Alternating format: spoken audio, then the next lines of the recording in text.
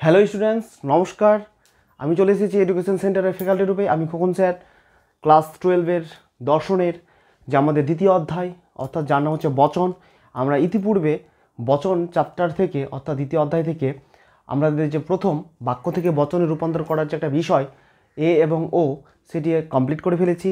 আর আজ চলে এসেছি আমরা কি করে একটা বাক্যকে বচনে রূপান্তরিত করতে হয়, কোন বচনে, সেটা হচ্ছে ই বচনে। আমরা পূর্বেই জানি এ, ই, আই, ও, এই চারটি বচনকে কী বচন বলা হয়? নিরপেক্ষ বচন। অর্থাৎ নিরপেক্ষ বচন হচ্ছে 4 প্রকার, সেটা আমরা জেনেছিলাম পূর্বের ক্লাসে।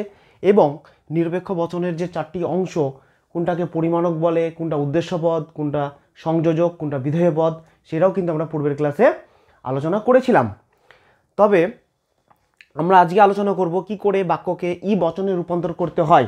বচন কি, সেটাও কিন্তু আমরা পূর্বের ক্লাসে আলোচনা করেছি।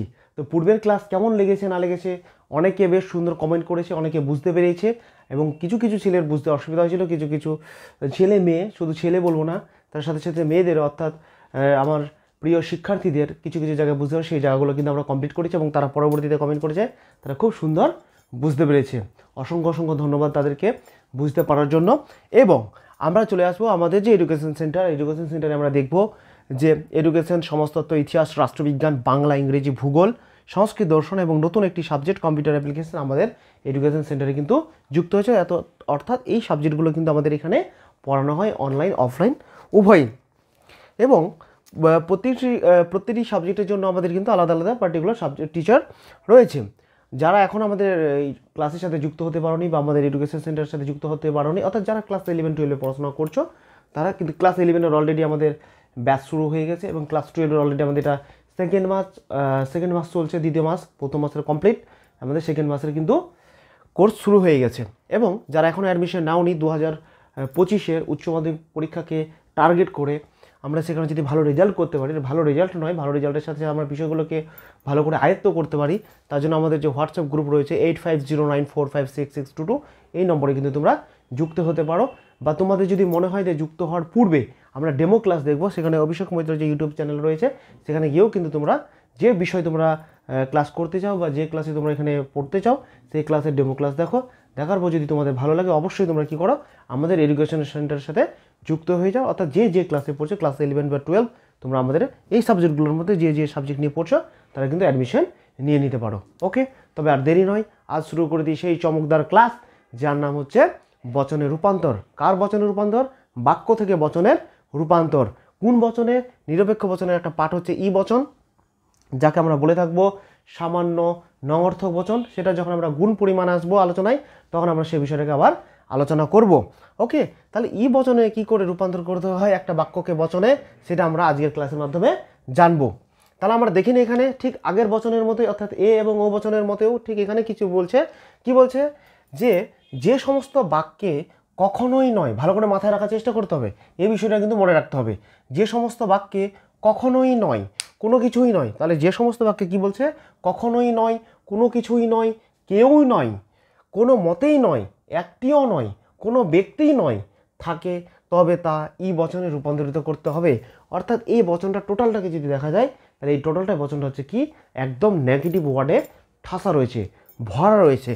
অর্থাৎ যদি কোনো একটা বাক্যের মধ্যে কখনোই নয়, কোনো মতই নয়, কোনো কিছুই নয়, কেউ নয়, ওকে, একটিও নয়, কোনো ব্যক্তি নয় থাকে, তাহলে সেই বাক্যটাকে কী করতে হবে? আমাকে ই বচনে রূপান্তরিত করতে হবে।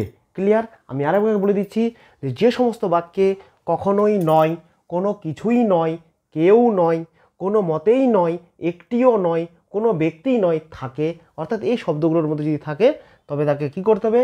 ই বচনে রূপান্তরিত করতে হবে। আমরা যে এ বচন আর ও বচন করেছিলাম পূর্বে, সেখানে কোনটা পরিমাণক, কোনটা উদ্দেশ্যপদ, কোনটা সংযোজক, কোনটা বিধেয়পদ, সেটা কিন্তু আমরা আলোচনা করেছিলাম।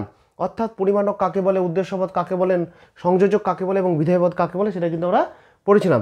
ই বচনে যখন আমরা একটা বাক্যকে রূপান্তরিত করবো, সেক্ষেত্রে কিন্তু আমাদেরকে মাথায় রাখতে হবে, এখানে পরিমাণক রূপে বসবে কিন্তু শুধু একটি কোনো, এবং উদ্দেশ্যপদ থাকছেই প্রত্যেকটা বচনের ক্ষেত্রে, সংযোজক থাকছে, এখানে সংযোজক রূপে কে থাকছে? হয় না নয়। এখানে যেহেতু টোটালটাই নয়, একদম নেগেটিভ ওয়ার্ডে ভরা, সেটা এখানে হয়ে যাবে সংযোজক রূপে নয়। এবং পরে থাকছে আমাদের যেটা সর্বশেষে থাকে, অর্থাৎ উদ্দেশ্য সম্বন্ধে যা কিছু বলা হচ্ছে, সেটা আমাদের কি? বিধেয় পদ। তাহলে এখানে কিন্তু বিধেয় পদটা থেকে যাচ্ছে। আমি আবারও বলে দিই, সংযোজক কি? উদ্দেশ্যপদ আর বিধেয় পদকে যে পদটা যুক্ত করে সেটাকে সংযোজক। এখানে পরীক্ষায় কিন্তু অনেক সময় থাকে সংযোজক পদ কাকে বলে, উদ্দেশ্যপদ কি, বিধেয় পদ কি, পরিমাণক কি, এই প্রশ্নগুলো কিন্তু এসিকিউ বা এমসিকিউতে এসে থাকে। তাছাড়া আমাদেরকে পরবর্তীতে বোঝার জন্য কিন্তু এটা কাজে লাগবে। সেকেন্ড হচ্ছে এখানে একটা বিষয় যে একটা বাক্য দিয়ে দিল, ধরুন এখানে আমি একটা বাক্য দিয়েছি, এখানে বাক্যটা দিয়ে বলবে বচনে রূপান্তরিত করো, আর বলবে সে বচনের কোন পদ, এই বাক্যটিকে বচনে রূপান্তরিত করে তর্কবিদ্যাসম্মত রূপ দিয়ে সেখানে কোন পদটি উদ্দেশ্যপদ সেটি লিখো, এই বাক্যের কোন পদটি বিধেয় পদ সেটি লিখো, এখানে সংযোজক কী রয়েছে সেটি লিখো, বা এখানে পরিমাণক কী রয়েছে সেটি লিখো। এই ধরনের কিন্তু প্রশ্ন এমসিকিউতে আসতে পারে বা অনেকবার পরীক্ষায় কিন্তু এসেছে। ওকে, সেকেন্ড এবার দেখে নিব। তা আমরা তো এখানে রুলসটা জানলাম যে একটা বাক্যকে কী করে ই বচনে রূপান্তরিত করতে হয়, তার রুলস জানলাম, কিন্তু আমরা কয়েকটা উদাহরণ দিয়ে আমরা এখানে বিষয়টাকে একটু উদাহরণ সহকারে বোঝার চেষ্টা করি। তাহলে আমরা প্রথমে দেখলাম যে সমস্ত বাক্যে কখনোই নয়, কোনো কিছুই নয়, কেউই নয়, কোনো মতেই নয়, একটিও নয়, কোনো ব্যক্তি নয় থাকে, তবে তা কী করতে হবে, ই বচনে রূপান্তরিত করতে হবে। ওকে, ই বচনে কী করে রূপান্তরিত করতে হয় সেটা আমরা জেনে গেলাম। ও বচনের ক্ষেত্রে কোনো দুবার বসতো, কিন্তু ই বচনের ক্ষেত্রে পরিমাণক রূপে একবার বসবে কোনো। তারপর হচ্ছে উদ্দেশ্যপদ, তারপর হচ্ছে নয়, তারপর হচ্ছে বিধেয় পদ। এবার একটা উদাহরণ নিলাম, কি বলছে প্রথম উদাহরণটাই তোমরা যদি দেখো তাহলে এখানে বলছে সাধুরা কখনোই অসৎ নয়। তাহলে কখনোই নয় আছে, এখানে হচ্ছে কখনোই, আর এখানে কি রয়েছে, নয় রয়েছে। আমরা দেখে নেব প্রথমটাতেই রয়েছে কি, কখনোই নয় রুলসের মধ্যে।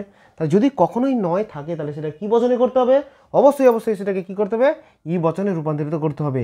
আমরা পূর্বে বলেছিলাম যখন আমরা সেটাকে তর্কবিদ্যাসম্মত রূপ দিব, যুক্তিবিদ্যাসম্মত রূপ দিব, সেটার আগে আমাদেরকে কি করতে হবে, L.F.E, এটা আমাদের জানা ছিল, আমরা আবার পুনরায় জেনে নিলাম। এল মানে কি বলেছিলাম, এল মানে হচ্ছে লজিক্যাল বা লজিক, এফ মানে হচ্ছে ফর্মুলা, অর্থাৎ লজিক্যাল যেটা ফর্মুলা, অর্থাৎ যেটা যুক্তিবিদ্যাসম্মত রূপ, সেটা হচ্ছে গিয়ে কি, বচন। তাহলে আমরা লিখলাম ই বচন। এবার ই বচনের ক্ষেত্রে প্রথমে কি লিখতে হয়, কোনো, পরিমাণক রূপে, তাহলে আমরা এখানে লিখলাম কি, কোনো। ওকে, তারপরে কি বলছে উদ্দেশ্যপদ, এখানে উদ্দেশ্যপদ কি আছে, সাধুরা। একটা জিনিস মাথায় রাখবে সর্বদা, যখন আমরা পরিমাণক কোনো, সকল বা কোনো, ওকে, এই পরিমাণকটা বসাবো, তারপর যদি আমার এইভাবে থাকে সাধুরা, ধার্মিকরা, হ্যাঁ, এই ধরনের যদি থাকে ছাত্রছাত্রীরা, এই যে রা বহু বচন করা আছে, তখন আমার কিন্তু রাটা কী হবে, ক্রস হবে। রটা এখানে কিন্তু রা লেখার কোনো দরকার নেই, এটা মাথায় রাখতে হবে। ধার্মিকরা, শিক্ষার্থীরা, ওকে, এই ধরনের শব্দ যদি থাকে তাহলে কী হবে, কি বললাম, রা শব্দটাকে কেটে দিতে হবে। কেন, সাধুরা মানে এখানে বহু বচনে আছে, আমি এখানে কিন্তু লিখছি কোনো, অর্থাৎ এখানে আমি কী করছি, এটাকে কিছু অংশকে বোঝানোর চেষ্টা করছি। তাহলে কি হলো, আমার বহুবচনটাকে কেটে দিতে হবে। অর্থাৎ রা যদি, এক কথায় মাথায় রাখবে, যেগুলো বহুবচন থাকবে ওগুলো কোনো কিছু দরকার নেই। রা যদি থাকে কোনো শব্দের শেষে, একদম শর্টকাট নিয়ম, সেটা হচ্ছে কি, সাধুরা, রা কেটে দাও, ধার্মিকরা, রা কেটে দাও, ছাত্ররা, রা কেটে দাও, ওকে, শিক্ষার্থীরা, রা কেটে দাও। যখন তুমি বাক্যটাকে কী করবে, বচনে রূপান্তরিত করবে, তার জন্য আমরা পরিমাণক রূপে লিখলাম এখানে কোনো, তারপরে রয়েছিল সাধুরা, তাহলে আমি রা ক্রস করলাম, রা করছে তাহলে সাধু, তাহলে আমি এখানে উদ্দেশ্যপদ রূপে কী বসালাম, সাধু বসিয়ে দিলাম, তাহলে কোনো সাধু। এবার কি আছে এখানে সংযোজক কী বসে বলো তো, উদ্দেশ্যপদ বসে গেল, সংযোজক হচ্ছে নয়, তাহলে এখানে বসে গেল নয়, তাহলে কোনো সাধু নয়। বিধেয় পদ কি আছে, অসৎ, তাহলে এখানে লিখে দিলাম অসৎ। ক্লিয়ার, বুঝতে পেরেছো, আশা করি প্রত্যেকে বুঝতে পারছো। তাহলে কি হচ্ছে, যদি কোনো একটা বাক্যের মধ্যে এই সমস্ত শব্দগুলো থাকে তাহলে সেটা আমাকে কি বচনে করতে হবে, সেটা আমাদেরকে করতে হবে ই বচনে। ওকে, তাহলে হয়ে গেল কি, L.F.E, তাহলে ই বচনে কি হচ্ছে, কোনো সাধু নয় অসৎ। আমরা এখানে আরেকটা জিনিস জুড়ে দিতে পারি, সাধু যেহেতু বলছি এর একটা ব্যক্তি, তাহলে আমরা এখানে ব্যক্তি শব্দটাকে অ্যাড করতে পারি, না থাকলে আমরা এখানে কিন্তু ব্যক্তি শব্দটাকে অ্যাড করে নিতে পারি, বা যদি কেউ অ্যাড নাও করে কোনো ব্যাপার নেই, কিন্তু অ্যাড করলে সেটা বেশ ভালো। ওকে, এবার আমরা দ্বিতীয় উদাহরণে কি বলছে, মানুষ কোনো মতেই পূর্ণ হতে পারে না। তাহলে কোনো মতেই, তাহলে এখানে দেখো কোনো মতেই নয় আছে রুলসের মধ্যে, কোনো মতেই নয়, হতে পারে না মানে না, না মানে নয়। ক্লিয়ার, তাহলে মানুষ কোনো মতেই পূর্ণ হতে পারে না, এটা একটা বাক্য, এটাকে কি করতে হবে, আমরা বাক্যটা পাঠ করার পরে বুঝে গেলাম যে কোনো মতেই নয়, আমরা তো নিয়মে পড়েছি। তারপরে এটাকে কি করতে হবে, এটাকে অবশ্যই ই বচনে করতে হবে। কি করতে হবে, ই বচনে করতে হবে। কখনোই নয়, কোনো মতেই নয়, কোনো কিছুই নয়, যদি এই সমস্ত শব্দগুলো থাকে বাক্যের মধ্যে তাহলে সেটা কি করতে হবে, ই বচনে করতে হবে। তাহলে কোনো মতেই নয়, না মানে নয়, তাহলে আমাকে এটা কী বচনে করতে হবে, অবশ্যই ই বচনে করতে হবে।